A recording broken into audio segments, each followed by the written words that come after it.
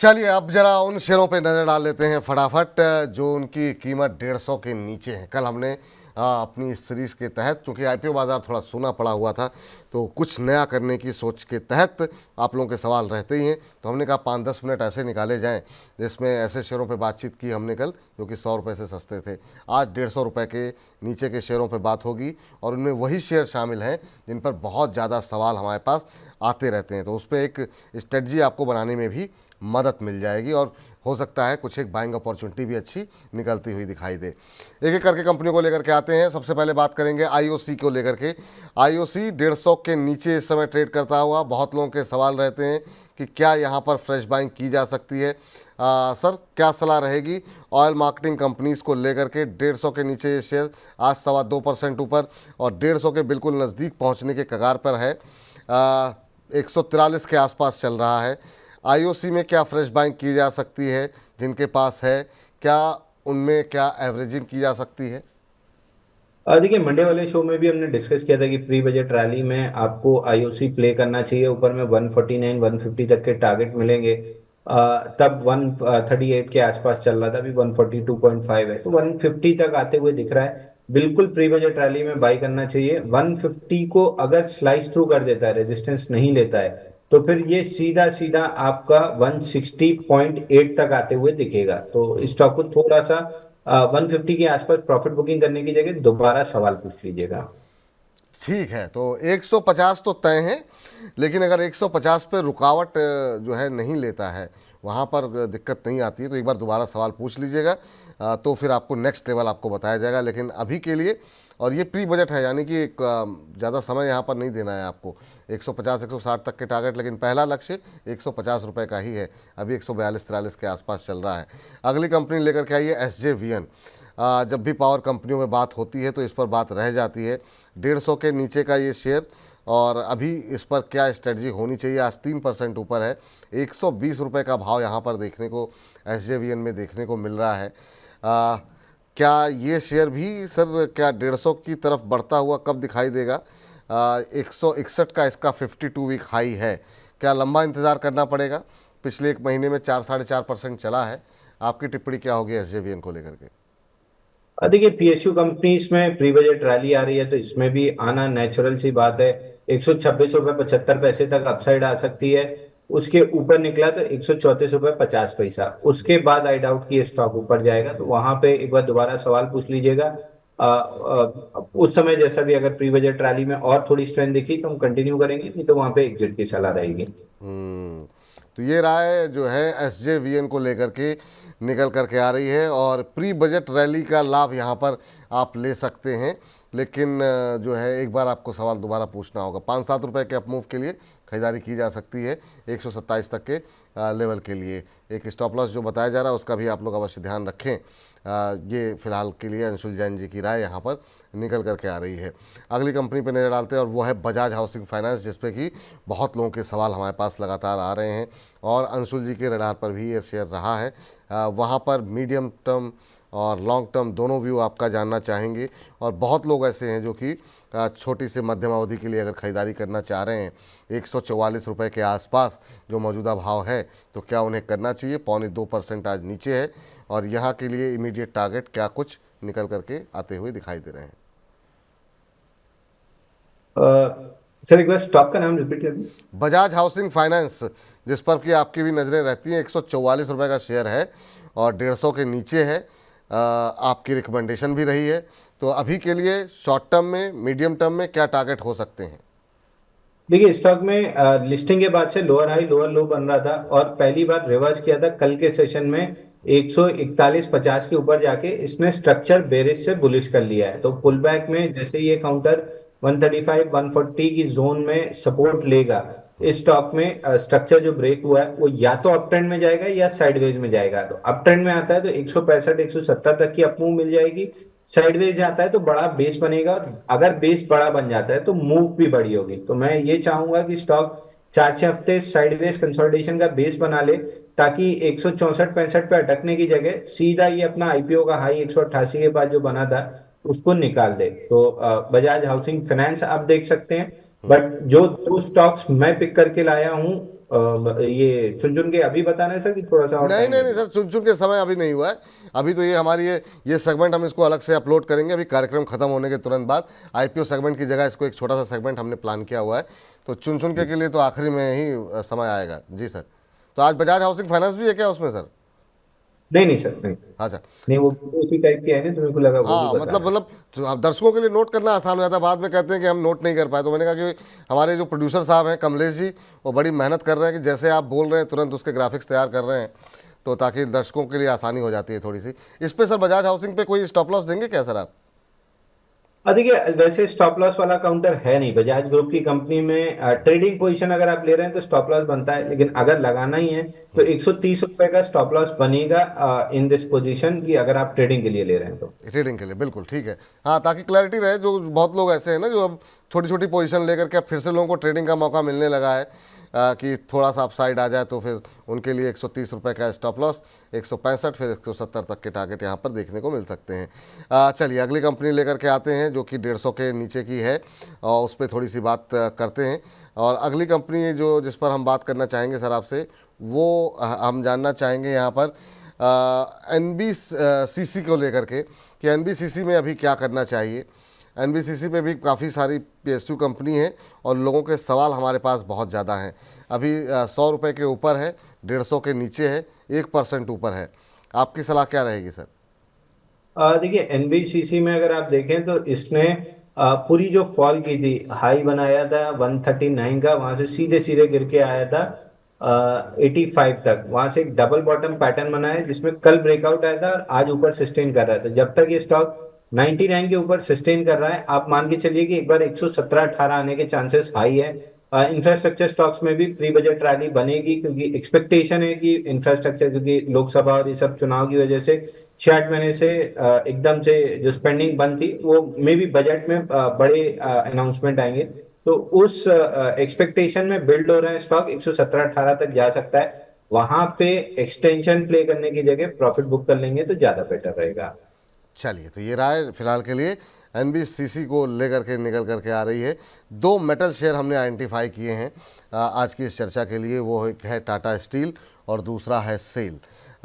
यहाँ पर दोनों ही शेयर 150 के नीचे की कैटेगरी में शामिल होते हैं और दोनों पे ही आपकी राय जानना चाहेंगे। पहले बात जरा टाटा स्टील की कर लेते हैं। मेटल पैक को लेकर के जो उस तरह की उम्मीदें थीं, उस तरह की रैली आ नहीं पाई जब पूरा चीन का वाला एपिसोड चल रहा था। 147 148 के आसपास चल रहा है टाटा स्टील का शेयर, बिल्कुल 150 के नज़दीक। आपकी टिप्पणी क्या होगी सर, टाटा स्टील पे क्या करना चाहिए? देखिए, टाटा स्टील तो आप यहाँ से मंथली वीकली जो भी आप चाहें उसकी एसआईपी करके छोड़ दें। बहुत मल्टी मंथ 30-32 महीने का बेस जो ब्रेकआउट आया था 130 पे, उसको रीटेस्ट करने आ रहा है स्टॉक। 138 तक आया था, 130 आ जाता तो मैं भी ले लेता, बट क्योंकि मैं थोड़ा सा बैठा हूँ, मैं धीरे धीरे इसमें एसआईपी करके बैठा हूँ कि मेरे को थोड़ा सा धीरे हर रेट पे स्टॉक एक्यूमुलेट हो जाएगा, बट इवेंचुअली मेरे को 2 साल में ये स्टॉक कहीं भी यहाँ से डबल होते हुए दिख रहा है। तो अगर आपका नजरिया 2 साल प्लस का है तो आप इस स्टॉक को लेके छोड़ दीजिए, आपको बहुत बेहतरीन रिटर्न मिलेगा। अगर आपका नजरिया शॉर्ट टर्म टारगेट का है तो 155 रुपए तक स्टॉक जा सकता है, उसके बाद शायद ये वापस से एक बार 130 रुपए टेस्ट करने आए। चलिए ठीक है। सेल सर, दूसरी मेटल कंपनी जो हमने आइडेंटिफाई की हुई है, सेल में भी लोगों की 140 के आसपास बहुत पोजीशन फंसी हुई है, 145-40 के आसपास, और उसके बाद से जो फॉल रहा उसमें लोगों के बहुत सारे सवाल हमारे पास लगातार आते रहे। अभी 124 पे रिकवरी करते करते पहुंचा है। क्या सलाह रहेगी उन लोगों के लिए जो लोग ऊपर फंसे हुए हैं, और फ्रेश बाइंग के लिए क्या ये भी एक कैंडिडेट हो सकता है सेल? देखिए, सेल को तुरंत बेच के आप टाटा स्टील में कन्वर्ट हो जाइए, आपका लॉस भी रिकवर हो जाएगा, प्रॉफिट में भी आ जाएंगे। तो कंप्लीटली अवॉइड कर देना चाहिए सेल को। National aluminium, Tata steel, Vedanta, Hindalco, और इससे हटे तो जेएसडब्ल्यू स्टील। इसके बाहर मेरे को मेटल स्पेस में कुछ नहीं दिखता है। चलिए ठीक है, तो ये बात सेल को लेकर के, अगर सेल में अगर आपकी पोजीशन फंसी हुई है तो वहाँ से एग्ज़िट होकर के आप जो है टाटा स्टील में स्विच हो जाइए, वो ज़्यादा बेहतर रहेगा। इसके अलावा बाकी जो नाम सुझाए गए हैं वो आप लोगों ने सुन ही लिए होंगे। दो पावर क्षेत्र से जुड़ी कंपनी है, एक तो NTPC ग्रीन जिसकी अभी हाल में ही लिस्टिंग हुई है, बहुत ज़्यादा चार्ट्स अवेलेबल नहीं होंगे, लेकिन सवाल लोगों के बहुत ज़्यादा हैं। लोगों का इंटरेस्ट इसमें जो है रिटेल इन्वेस्टर का काफ़ी बढ़ता हुआ दिखाई दे रहा है। शायद रिन्यूएबल एनर्जी को लेकर के दुनिया भर में जो चर्चाएं हो रही हैं उसकी वजह से 143 के आसपास ये शेयर ट्रेड कर रहा है। क्या ये ऐसा शेयर हो सकता है कि जहां पर एसआईपी की जाए, या फिर आप अवॉइड करना चाहेंगे? आपकी सलाह क्या रहेगी एनटीपीसी ग्रीन को लेकर के? देखिए, लिस्टिंग के बाद मैं जनरली कहता हूं कि अगर पॉजिटिव लिस्टिंग है तो आपको 3 से 5 दिन होल्ड करना चाहिए। अगर आपने 5 दिन होल्ड किया है तो स्टॉक में पूरी 35% की आपको अपसाइड मिल गई है। वहां से ट्रेलिंग स्टॉप लॉस जो हमने 142 का बताया था, कल उसके नीचे क्लोजिंग हुई है, तो अब एक राउंड ऑफ प्रॉफिट बुकिंग आ सकती है, साइडवेज जा सकता है स्टॉक, तो मैं अवॉइड की सजेशन ज्यादा दूंगा। अब यहाँ पे 22 साल वाला रिकमेंडेशन नहीं है, अगर आपके पास है तो एक बार बुक करके छोड़ दीजिए, ये बड़ा बेस बनाने चला जाएगा स्टॉक। ठीक है, चलिए आगे बढ़ते हैं सर। इसी कैटेगरी में दो शेयर हमने और भी लिए हुए हैं, लेकिन वो 100 के नीचे की कैटेगरी में है। और लेकिन हमने 100 की कैटेगरी के नीचे में कल हमने चर्चा की थी, तो उसमें कई लोगों की टिप्पणी थी कि अंशुल जी से भी राय दिलवा दीजिए। तो एक तो है सुजलॉन, जिस पर हम आपसे कई बार बात कर चुके हैं, और दूसरा है एनएचपीसी, जिस पर भी कई बार बात कर चुके हैं। चूंकि दोनों में एनएचपीसी में खासतौर से रिकवरी काफ़ी तेज़ आई है, इसलिए आज सवाल भी बहुत ज़्यादा थे, लेकिन हम लोग डिस्कस कर नहीं पाए। पहले ज़रा सुजलॉन पे बात कर लेते हैं। ये शेयर अब क्या अभी 67-68 के आसपास आपको ऐसा लगता है कि इसमें पोजीशन होनी चाहिए? और क्या ये अपने जो प्रीवियस हाइज़ हैं 86-87 रुपये, या फिर अगर जिन लोग ट्रिपल डिजिट में जाने की बात कर रहे हैं उनके लिए क्या सलाह रहेगी? उनको कितना लंबा इंतज़ार करना पड़ेगा? देखिए, अगर सुजलॉन में आप वही मोमेंटम ढूंढ रहे हैं जो 5 रुपए से 84 रुपए तक आया था, तो वो मोमेंटम खत्म हो चुका है।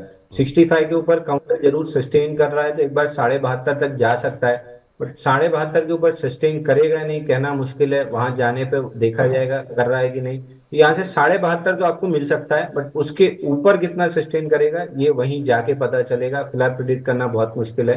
तो अभी 72.5 आने दीजिए, वहां पे हम दोबारा इसको रिव्यू करेंगे कि क्या करता है। दूसरा, एनएचपीसी में आपको 90.63 तक बाउंस बैक मिल जाएगा प्री बजट रैली में, वहां पे क्लियर कट स्टॉक से एग्जिट करना चाहिए। फ्रेश बाइंग की कोई भी सलाह नहीं है, जिनके पास है वो 90 रुपए में एग्जिट करने की कोशिश करें, क्योंकि नेक्स्ट लेग में जब ये 76 तोड़ेगा तो 65 रुपए तक के डाउन साइड टारगेट आ जाएंगे। चलिए, एक और शेयर जो कि ट्रिपल डिजिट में लोग जाने की उम्मीद में जो है काफ़ी लंबे समय से होल्ड कर रहे हैं, और वो 100 के नीचे लगातार ट्रेड कर रहा है, वो है जीएमआर इंफ्रा। और काफ़ी सवाल हैं यहाँ पर। ये आईआरबी इंफ्रा की तरह ही शेयर है कि लोग फंसे हुए हैं डेवलपमेंट को लेकर के, कि इतने एयरपोर्ट बन रहे हैं, ये हो रहा है, लेकिन ये शेयर भी नहीं चला। सर, आपकी सलाह क्या रहेगी आईआरबी इंफ्रा को लेकर के?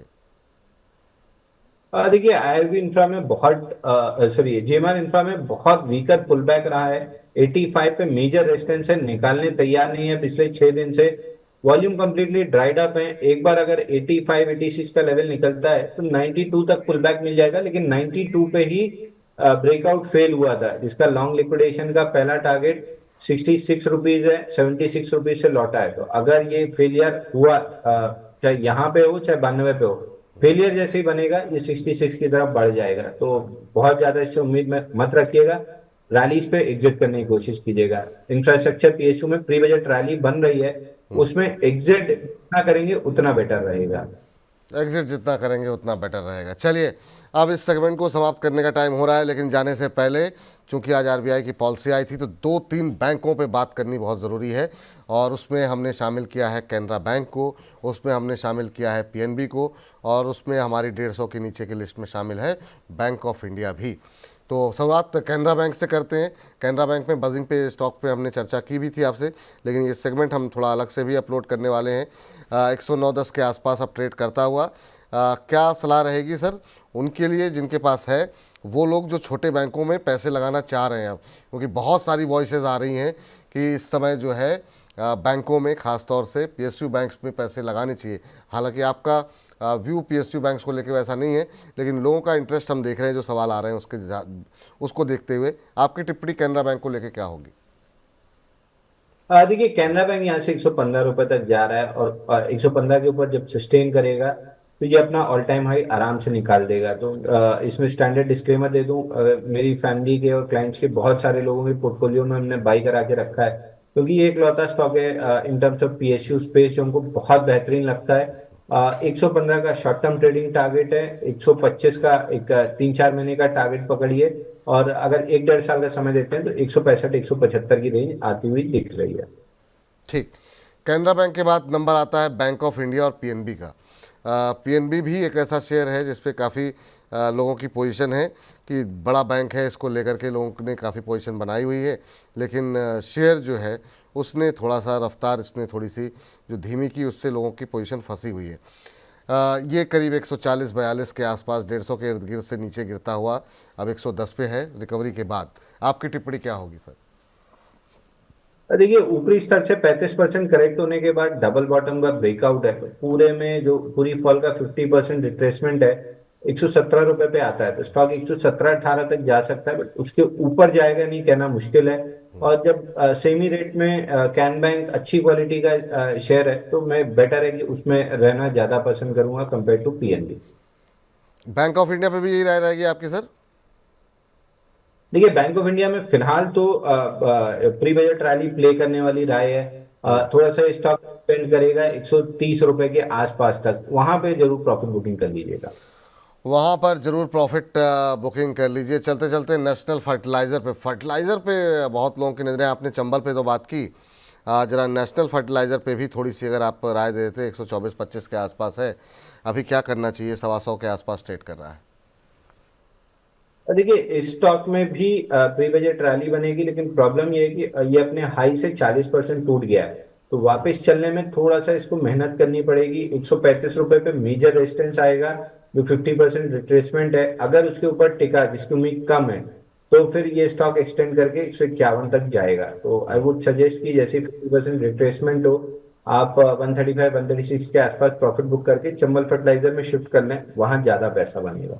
चलिए, आखिरी टिप्पणी इसलिए क्योंकि बहुत लोगों के सवाल थे इरिडा की रिकवरी को लेकर के, और इरिडा में क्या करें? 225 के आसपास अब पहुंच चुका है ये शेयर। क्या यहाँ पर ये रिकवरी और ज़्यादा तेज़ी से ऊपर जाती हुई दिखाई दे रही है? क्या अभी यहाँ पर भी ख़रीदारी फ्रेश बाइंग कर सकते हैं 225 के आस पे इरिडा? देखिए, हालांकि बिल्कुल 150 करना चाहिए कैटेगरी में मेरे को नहीं है। बजट। जी। जी। हाँ जी, मैं कह रहा था कि 150 कैटेगरी में नहीं है, लेकिन सवाल थे तो मैंने कहा काफ़ी ज़्यादा, तो एक टिप्पणी हो जाए सर चलते चलते। देखिए, इस स्टॉक में प्री बजट रैली में मेरे को 245 से कहीं भी 258 के बीच में स्टॉक आते हुए दिख रहा है, और लॉन्ग टर्म में भी ये स्टॉक मेरे को काफी अच्छा लग रहा है, तो हमने अपने क्लाइंट्स को रिकमेंड किया हुआ है 2 से 3 साल की होल्डिंग के लिहाज से। तो फिलहाल ट्रेडिंग बेट ले रहे हैं तो 258 ये लेवल आता हुआ दिख रहा है, बजट तक आ जाना चाहिए। तो करंट मार्केट प्राइस से भी लॉन्ग कर सकते हैं, शॉर्ट टर्म लॉन्ग टर्म दोनों ट्रेडर्स।